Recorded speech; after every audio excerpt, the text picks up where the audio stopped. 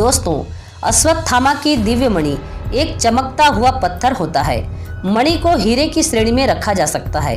अश्वत्थामा द्रोणाचार्य के पुत्र थे। द्रोणाचार्य ने शिवजी को अपनी तपस्या से प्रसन्न करके उन्हीं के अंश से अश्वत्थामा नामक पुत्र को प्राप्त किया था। अश्वत्थामा के पास शिवजी द्वारा दी गई कई शक्तियां थी। वे स्वयं शिव का अंश थे। जन्म से ही अश्वत्थामा के मस्तक में यह दिव्य मणि विद्यमान थी। दोस्तों, क्या भगवान श्री कृष्ण ने मणि को अश्वत्थामा के मस्तक से निकाला था? अश्वत्थामा की मणि का क्या है रहस्य? अश्वत्थामा अभी कहाँ है? क्या किसी ने अश्वत्थामा को देखा है? अश्वत्थामा कौन थे? आखिर भगवान श्री कृष्ण ने कहाँ छुपाई अश्वत्थामा की दिव्य मणि? आखिर अश्वत्थामा की ये मणि उन्हें वापस कब मिलेगी? दोस्तों, इन्हीं सभी सवालों के जवाब हम सनातनी टेल्स चैनल की इस वीडियो में विस्तार से जानेंगे। वीडियो को शुरू से अंत तक जरूर देखिएगा और आपसे छोटा सा निवेदन है कि वीडियो को लाइक करके चैनल को सब्सक्राइब अवश्य कर लीजिए। चलिए जानते हैं। दोस्तों, हम सब जानते हैं कि भगवान श्री कृष्ण के श्राप के कारण अश्वत्थामा अभी भी भारत के किसी जंगलों में भटक रहे हैं। कई लोगों ने उन्हें देखने की बात कही है और कई साधु संतों का तो कहना है कि वे आज भी अश्वत्थामा से मिलते हैं।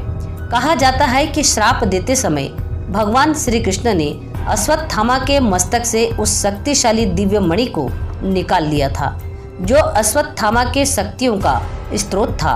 और इस मणि की खासियत ये थी कि यह मणि की शक्ति अश्वत्थामा अपने उपयोग में लाते थे और इससे किसी भी परलोक यानी गंधर्व, किन्नर, यक्ष किसी को भी आसानी से परास्त कर सकते थे।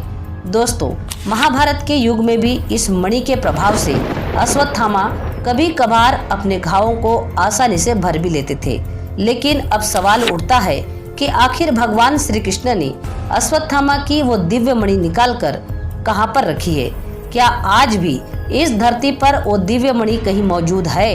वैसे तो YouTube चैनल पर बताया गया है कि वह मणि या तो हिमालय जैसी गुफा में मौजूद है या फिर बरमुडा ट्रायंगल के ताल पर उसे रखा गया है, लेकिन ये सरासर झूठी अफवाह है।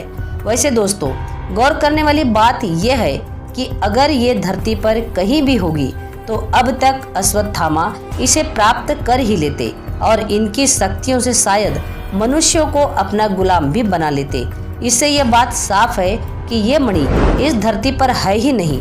भगवान श्री कृष्ण ने श्राप देते वक्त एक खास लीला रची होगी। श्री कृष्ण जानते थे कि अश्वत्थामा जीवित रहते अपनी मणि कभी न कभी हासिल कर ही लेंगे, इसलिए उन्होंने अश्वत्थामा की मणि को 5वें आयाम यानी कि 5th डायमेंशन में रखा है। यही नहीं, 5th डायमेंशन में कोई एक मणि नहीं बल्कि अनेकों मणि रखी है, जो कि हर समांतर ब्रह्मांड यानी कि पैरेलल यूनिवर्स के अश्वत्थामा के जन्म पर उसके मस्तक पर लगाकर अवतरित किए जाते। वैसे ये पूरी संभावना है कि इस ब्रह्मांड के अश्वत्थामा की मणि किसी दूसरे ब्रह्मांड के अश्वत्थामा के मस्तक पर लगी होगी और शायद वहां अभी तक महाभारत का युद्ध नहीं लड़ा गया होगा। दरअसल दोस्तों, हर पैरेलल यूनिवर्स में अलग अलग युग चल रहा है। किसी ब्रह्मांड में अभी भी रामायण चल रही होगी तो किसी में अभी भी शायद महाभारत और किसी में शायद सतयुग। वैसे दोस्तों, अश्वत्थामा की इस मणि को 3rd या 4th डायमेंशन में रखा जाता तो शायद ये मल्टीवर्स की स्टेबिलिटी को बिगाड़ सकता था, जिससे समय के चक्र को नुकसान होता। वैसे भागवत पुराण और विष्णु पुराण में भी इसके कई सारे संदर्भ मिलते हैं, जहाँ लिखा है कि परलौकिक वस्तुएं यानी कि डिवाइन वेपन्स को देवता अपने अपने लोकों में नहीं ले जा सकते। ये बिल्कुल असंभव है। उदाहरण के लिए सूर्यपुत्र कर्ण का शक्तिशाली कवच इंद्रदेव अपने स्वर्ग ले जाना चाहते थे, लेकिन वो स्वर्ग नहीं ले जा पाए और इसीलिए ही उन्होंने धरती पर किसी जगह किसी डायमेंशन में उसे रखना पड़ा। यही कारण है कि भगवान श्री कृष्ण ने उस दिव्य मणि को अपने बैकुंठ न ले जाकर किसी दूसरी शक्तिशाली मणियों के साथ 5th डायमेंशन में शेषनाग की सुरक्षा में रख दिया होगा। तो दोस्तों, प्रश्न ये उठता है कि क्या ब्रह्मांड के अश्वत्थामा को उसकी शक्तिशाली मणि वापस मिलेगी? तो इस सवाल का जवाब है हाँ, अश्वत्थामा को उसकी मणि वापस जरूर मिलेगी, क्योंकि कलयुग के अंत में भगवान विष्णु के 10वें अवतार यानी कल्कि अवतार अश्वत्थामा के मस्तिष्क पर उसकी मणि को दोबारा से स्थापित करेंगे और तब भगवान कल्कि को अश्वत्थामा की आवश्यकता पड़ेगी, क्योंकि उस समय मिलकर सभी चिरंजीवी कलि पुरुष जैसे विनाशक का अंत कर सकेंगे और कलयुग को सतयुग के तरफ ले जा सकेंगे। और ऐसे में एक और सवाल आपके मन में जरूर उठा होगा कि आखिर अश्वत्थामा और कल्कि अवतार की भेंट कब होगी। तो दोस्तों, हमारे कई पुराण हुए, जैसे कल्कि पुराण और ब्रह्मांड पुराण में बताया गया है कि जब कलयुग अपने अंतिम चरण में होगा, सभी नदियां सूख चुकी होगी, मानव भक्षक बन चुका होगा, हर तरफ AI रोबोट का और मशीनों का दौर चल रहा होगा, धरती में 11 सूर्य दिखेंगे और अंधकार का राजा कलि पुरुष अपनी चपेट में ले चुका होगा।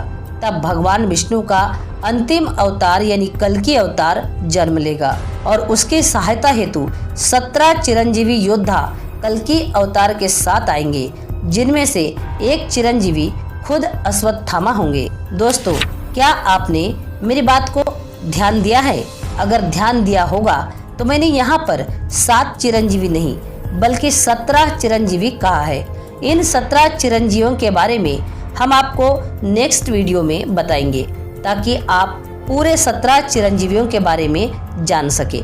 दोस्तों, अब अश्वत्थामा की दिव्यमणि को छुपाना हो या फिर उन्हें श्राप देना, इस बारे में बड़े बड़े ज्ञानी और पुराण बताते हैं कि ये भगवान श्री कृष्ण की जगत लीला है, जो सतयुग से ही वो दिखाते आ रहे हैं। अभी तो उन्हें पालनहार और सृष्टि का संचालन करने वाले देव के रूप में जाना जाता है और अश्वत्थामा को दिया गया श्राप शायद पृथ्वी के अच्छे उद्देश्य के लिए ही हो। वैसे भी भगवान श्री कृष्ण और चिरंजीवियों के सबसे बड़े दुश्मन कलि पुरुष को चारों युगों के सबसे शक्तिशाली राक्षस के रूप में जाना जाता है, जो पहले ही जन्म ले चुका है और कलयुग के अंत में वो अपने भौतिक स्वरूप को हासिल कर जाएगा। फिर उसके अंत हेतु कई प्रकार की शक्तियों की आवश्यकता होगी। वैसे दोस्तों, भगवान श्री कृष्ण को इसका ज्ञान पहले से ही था और इसी कारण भगवान श्री कृष्ण ने अश्वत्थामा को श्राप दिया, जिससे समय आने पर अश्वत्थामा कलि पुरुष का अंत करने में भगवान कल्कि की सहायता कर सके। दोस्तों, अश्वत्थामा की दिव्य मणि एक चमकता हुआ पत्थर होता है। मणि को हीरे की श्रेणी में रखा जा सकता है। अश्वत्थामा द्रोणाचार्य के पुत्र थे।